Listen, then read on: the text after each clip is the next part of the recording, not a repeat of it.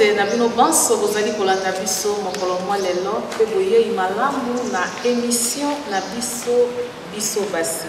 Poso ya lelo tokosolola na oyo etali bokutani ya bamama oyo esalemaka mokolo ya le 27 kino 30 mars na église la puissance de l'éternel na ONG sans fil.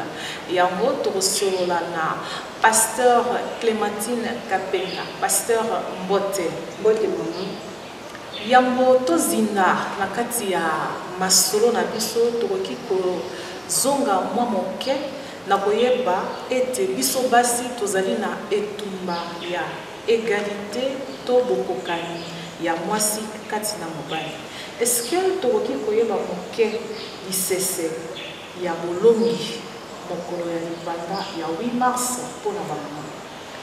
Bon, en tant que maman mon Christ, naki koloba jamais l'égalité. Ete zambe ntango akela mobali nsima kokela mobali amoni ke mobali azalaki na esengo te, il était vraiment incomplet. Bien que banyama nyonso baza pembeni ya mobali apesi bakombo, mais zamba constate ke mobali esengo ezalaki te, esengelaki sikoyo akela mwasi alelesaki mobali pongi na mopanzi ya mobali abimisi panzi moko akeli mwasi. Et ce que tu peux continuer un peu mozindo, tu peux que mobali azali gloire ya Nzambe et moi c'est azali gloire ya mobali. Et pour ça on ne peut pas parler de l'égalité, mais tu peux quoi peut-être de la valeur de la femme. Kasi pona wana valeur ya mwasi, est-ce que yango nde epesi epusa lelo na komona te bamama totelema mpe toloba iyo biso basi to perdre valeur na biso na esika oyo tozalaka na mona boyango po ete mokolo ya lelo totelema toloba ya solo soki mobali asalaka na esika songolo topakala bafutaka ye 50 000 ngape esengeli bafuta ngai lolenge wana po toza kosala se mosala.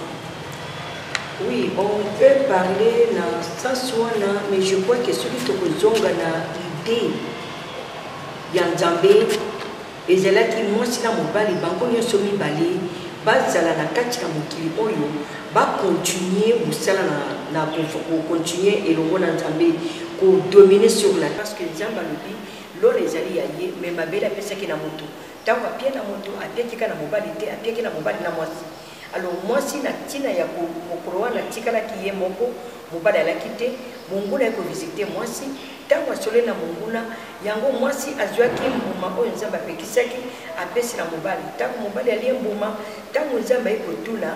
C'est à partir de là que la femme a amené la chute de l'homme jusqu'à la chute de l'humanité. Et la chute wana na tina ya kulisumu wana yango mwasi a perdre valeur na ye, mwasi akomaki aza malamu pona kobota, aza malamu pona bilanga, aza malamu makamusu. Mais l'école ya mwasi il faut que les musikate, il faut comme la niveau moko, il faut akata parce que elle n'est pas bonne pour l'école, elle est bonne pour kobota. Kusala bilanga, kulamba, s'occuper la mobile. Mais kasi lelo maman, c'est vrai. Mais ce qui to m'équipe to tala ndenge mokili eza kotambola ya solo mboka Amérique ba ko prêter serment na mokonzi ya mboka likolo ya Biblia. Kasi biso basi nini oyo ekosala to esali ete ba mama to telema pona koluka valeur ya mwasi ezonga. Mwasi pe lelo azala kalaka ya solo, mwasi pe lelo akaba mboka ndakisa. Na Centrafrique tomonaki ete maman Catherine alongisaki transition. Je crois que les ceux qui passent la télé pour la le 8 mars est bandit depuis 1910. C'était des femmes socialistes qui pour réclamer l'égalité. Et égalité la bango réclamer pour la bango mindélité, balebaki oyo nyonso atangani mwasi. Dans 1910, tant que en 1917, je crois 7 ans plus tard, il y a aussi date en place, mais ce n'était pas encore reconnu officiellement. En 1945, c'est maintenant l'économie mondiale. Mais en 1977, et pourquoi ONU a pris en charge à proclamer date le 8 mars officiellement. Ce n'est qu'en 82 que la France a pris ça aussi en main.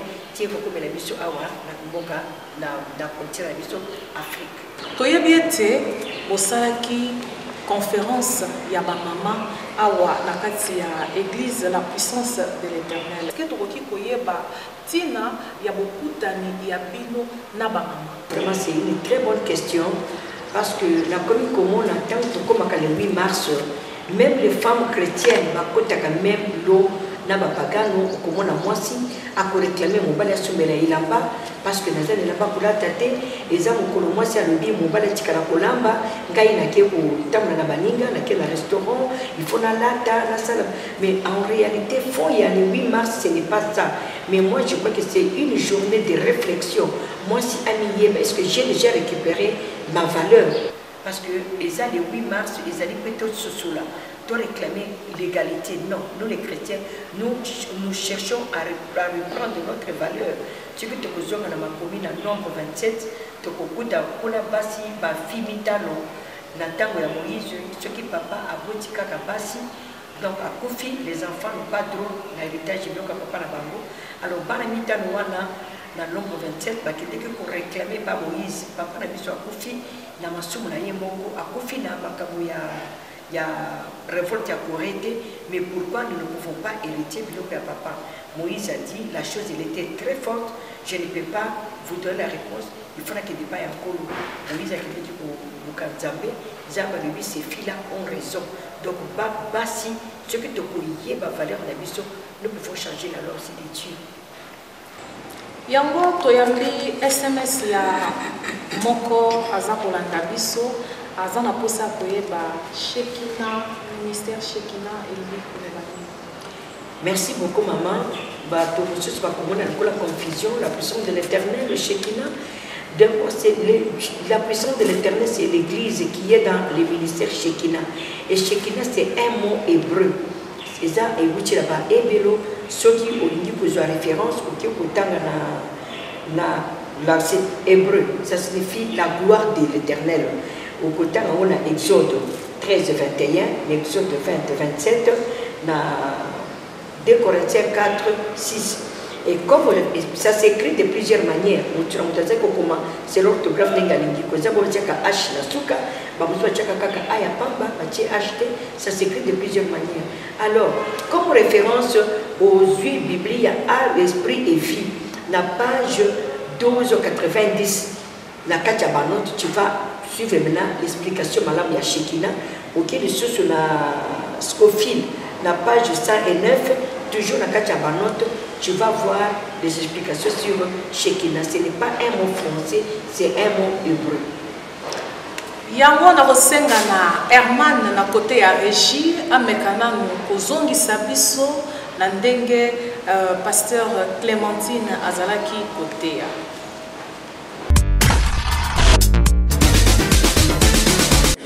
Et quand Haman s'était levé pour massacrer le peuple de Dieu, le peuple juif plutôt, et c'est vrai qu'Esther s'est dit qu'il a cherché Dieu. Esther a risqué sa vie. L'œuvre de Dieu a besoin, la nation a besoin de femmes risquantes. Nous devons nous lever pour prier pour notre nation. Au lieu de commencer à critiquer les autorités. Mais où sont les femmes plutôt? Dieu a besoin de femmes pour la nation. Nous devons nous lever pour prier, bien aimés. Aujourd'hui, on parle de rupture. Même les femmes qui ne pas de rupture. Nous ne devons pas de rupture. Nous sommes les enfants de Dieu. Donner l'argent appartient à notre Dieu. Ça met Dieu même à l'église pour donner nos propres problèmes. Si tu fais un que Dieu met nos enfants de Dieu, ne parle pas de l'argent. L'évangile est gratuit, mais l'évangélisation n'est pas gratuite. Alléluia. Alléluia. Et l'émancipation de la femme. Amen. Le 8 mars. Le 8 mars. Esther avec sa beauté. avec sa beauté bien-aimée. Elle a aidé le peuple juif contre le massacre. Esther, à cause de sa beauté bien-aimée, à cause de sa beauté, elle a aidé son mari à prendre de bonnes décisions. Toi, ta beauté, tu en fais quoi? Point d'interrogation.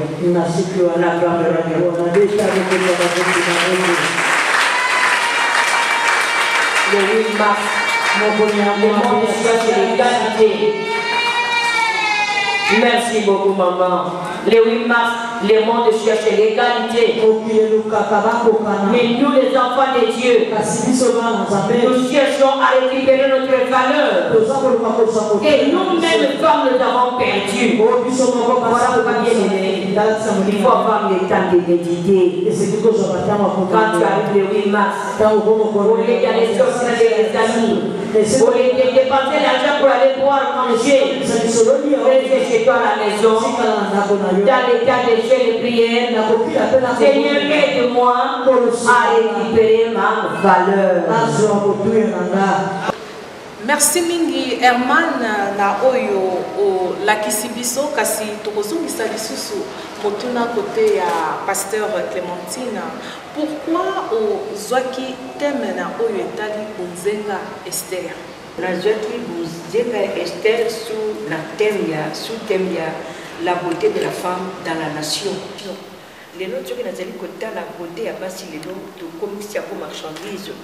La femme, la beauté que Dieu lui a donnée, et sa marchandise. Il y a un total, moi, sur Esther, elle était belle de taille, belle de figure. Moi, si mon côté à sa vilaine, moi, si mon côté à sa taille, ma vie, ça m'a accueilli, mon beauté, d'elle a essayé à trouver que c'est meilleur cette beauté-là pour cette femme. Alors, Esther, avec sa beauté, elle a eu à prendre la place de Vashti. Vashti, c'est elle qui était la reine à la place d'Esther. Natina désobéissance que zanga botosi et pas ya mobile balongola ki na libala Esther a remplacé qui tant Esther a remplacé qui bitumba eyaki tant bitumba yakaki na zela ya Aman ko agoma bayuda. Alors Mardoché oyo azalaki kosunga Esther ayebisi Esther vraiment décret moko ba signé na mobali il faut pas bomba bayuda. Esther a dit je ne peux pas aller parce que mobali a beninga été je risque d'être tué. Mon père de Mardoché lui dit non, il faut aller. Peut-être tu es devenue reine pour aller Kabo et comme il est Bayuda. Même chose avec toi, maman qui me suit. La beauté que tu as, c'est pour un problème qui peut arriver dans notre nation. Tu peux l'utiliser pour la nation la Bisokaka Congo. Partout tu peux être. Esther n'était pas Yambokawana Azalaki. Fille qui la captivité, la Simabitumba. Alors Esther a sauvé le peuple juif. Esther a sauvé aussi son mari dans sa décision Yamala. C'est la beauté extérieure d'Esther, le comportement pour que biso basipe ya solo na kati ya mbuka na biso toza koyeba lisusu te mibali bakoloba na moni mwa mwasi wana kitoko metango na memi na ndako na nga na regretter tout à l'heure balobi na nga yango bon tokoki koyeba différence ya ba beauté wana. Je crois que dans la beauté nous voyons on parle beaucoup de l'extérieur mais beaucoup nous devrons voir la beauté intérieure parce que ceux qui les bandent ezali kati eza malamu et pour se refléter libanda. Mais aujourd'hui tellement que le diable est rusé basi tokomi kobongisa kaka libanda au lieu de commencer à arranger l'intérieur. Ce qui kati la biso ezali arrangé, tu verras que libanda est eza malamu. Même quand nous mettons des fonds de terre, nous mettons des crayons, des rouges à lèvres, tout ce que nous pouvons mettre. Mais ceux qui moliment au centre de l'entrée comment que vraiment tu as fait bien ta beauté. Pourquoi? Parce que c'est l'intérieur qui reflète l'extérieur. Mais les gens qui ont kaka na kati ya biso basi toza komona mama biso tokobenga yo mama tomoni que bino ba mama boza kokwesa etumba makasi na biso ba oyo toza kolanda ete na tango na bino éducation ezalaka boite ba mama bateyaka bino boite bana ya lelo respecté bana ya lelo balingi batata banani baza kopesa éducation eza bino eloko nini ezosala ke bino ba mama bokoka kotransmettre oyo ba mama na bino bapesaki bino te na biso bana ya lelo. Ba maman lelo tozo ko transmettre yango te na bana. Pourquoi? Parce que cupidité est comme mingi na kati ya ba maman. Maman, il faut ailler parce que maman a za koyeba que naza ko avancer en âge.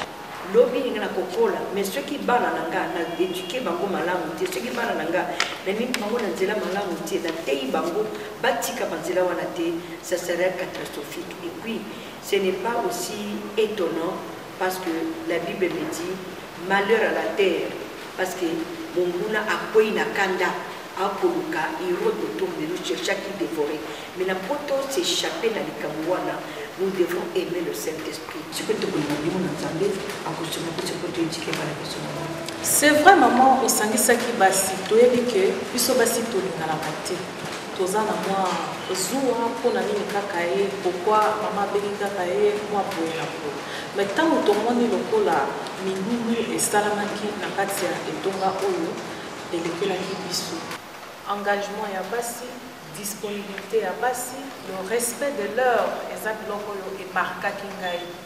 Mais eloko nini oyo particularité nini oyo osali pona boyokani ezala pe milulu ekende alima. Milulu ekende alima boyokani tout ce que tu as parlé eza malamu, mais je crois que ce n'est que pas la prière. Parce que la prière c'est la respiration. La prière, c'est ce qui décante tout. Même Jésus-Christ, tant qu'on a gongane comme koya, bon we kangaki Jésus a le dit ah papa, ce que kongolanga il kambo oyo, mais que ça ne soit pas ma volonté, mais que soit ta volonté. Mais pour ça, il fallait à se retirer na kacha le sam. La réussite est la réussite à milou, est la respect à eux, ce n'est que la prière qui nous a aidés à arriver à ce point-là. Maman, lelo bokomi na point wana eza ebandeli to eza suka lokola bosangisaki ba mama na moni oteyaki mingi na oyo etali bonzenga. Est-ce que la conférence esili to bozala ba projet futur? Conférence, je crois c'est notre première édition, mais ce n'est pas pour bosangisi ya ba mama eza bala bosote. J'ai toujours fait des conventions, mais cette fois-ci, j'ai aimé la conférence parce que la conférence, on discute sur un point. Et notre point, il était capital, c'était le point du 8 mars. Parce que le 8 mars, tout le monde est passé, parce que le mingi. Alors, ce qui moi, ça pour comprendre l'importance du 8 mars, je crois que l'année prochaine, elle ne fera pas ce qu'elle a fait aujourd'hui. Donc, la première édition, ce qui fait que l'année prochaine, il y aura encore une deuxième édition, il y a 8 mars. C'est vrai. Par rapport à Salami et Belé, à ta côté à biso bapatisa balobi bino basi bosala kini VIP restaurant etc. Mais basi pe basangala ki pona ko mema ba débat ko pesa pe masolo ko kabola pe makanisi ndenge nini tokolonga etumba na biso malgré mibali bakitisaka biso soki lelo basi toza kolela toza koyeba ndenge nini tosala te po tozangi mpe bato ya kopesa biso mayele soki bamama lelo baza na posa ya kopusana pembeni ya pasteur Clémentine bango bakosala lolenge nini. Vraiment problème ata moko te ezali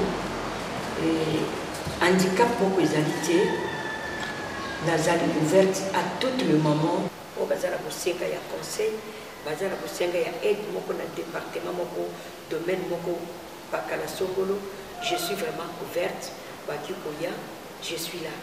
Mais pour na baya bakutana na yo wapi? Église ezali na sans fil la continuité ya avenue des Chars soko lingi kobima vers Pointe Hollandaise soko za kuta vers côté Wenze soko za kuta côté Poto to côté Mongali côté Mokondo Bakongo. Tu prends ton bus, dès qu'on quitte la ronde, aux huit, si transport les alités, tu peux faire le bus, ce n'est pas loin. Aux huit, quand avenue de France, dès qu'on commence à pont, tu prends la droite sur l'avenue Pointe Hollandaise, dès que ça couille, on commence à immeuble à la pointe, et c'est là qu'il y a Zara, maintenant là en bas, et puis là-bas même, tu prends cette route-là, oui, jusqu'à la fin, dès que tu commences à Souka, tu prends la droite. Et dès que tu prends la droite, tu vas sortir directement à l'église. si c'est par téléphone, je peux vous donner le numéro de téléphone, si c'est possible, les 05 556 79 11 06 659 84 85. Vraiment, je suis ouverte. Maintenant, il y a encore un troisième numéro qui est là, je ne ferme pas toute la nuit, 24 sur 24 heures, c'est les 05 021 56 99. Malembe ngonga ezali kobenga biso kasi tokoki koyeba na kati ya mosala oyo mama lelo aza kokamba baike basi pe mibali. Eske na nzela ya mosala mama avoti pe bana? Na nzela ya mosala naboti bana ebele kola, naboti bana na États-Unis, naboti bana na Cameroun et na Gabon plutôt, naboti bana na Bénin, vraiment naboti bana pe na Abidjan, vraiment naboti bana. Kasi liloba nini oyo okopesa na balandi na biso po lelo to comprendre mwa mokeke tolingaki kobunga etamboli na biso kasi toza kozonga na nzela po toza pe na bamama oyo baza kosunga biso. Maman totelema parce que ebeleni Jésus revient bientôt. Tant qu'on a beaucoup d'années, parce que tu as de la valeur aux yeux de l'Éternel. Et cette valeur-là, ce n'est pas uniquement dans ta maison. Et ce n'est pas que tu as un bureau, même des mamans maréchales. Tu as appelé un bureau, tu as un bureau, mais tu as Sakasaka Wapi, tu as Foufou Wapi, tu as Mbisi Wapi. Même des mamans pêcheurs, on a besoin de toutes ces couches-là. La bicycle aux alliés, au tel ce que j'ai de la valeur. Kasi toko zonga lisusu na kote ya régie pour na komona lolenge kani basi mokolo ya 30 mars ba kangaki conférence na bango na mikembo na mibulu pour na kokumisa kolo lokola mama pasteur Kapenga auti koloba ete mkolo mutu apesaka biso makasi na nguya ya molimo santo na kotika bino na mibulu yango na tiki bino pe tokokuta na se na numero ya sima na koloba na ba oyo bazwaki biso na mwa ntango ete tosololaki na mama pasteur Clémentine Kapenga ye azali na etonga église la puissance de l'Éternel awa na wete sans fil. Ba mama nyonso ya sangisa na bosani bino te po ete zando ezali kompani oyo esangisaka ba mama ndenge nyonso. Bozala branché, scotché na MNTV, chaîne na bino ya excellence. Merci maman, zamba pambola yo, abaxelo susu. Thank you.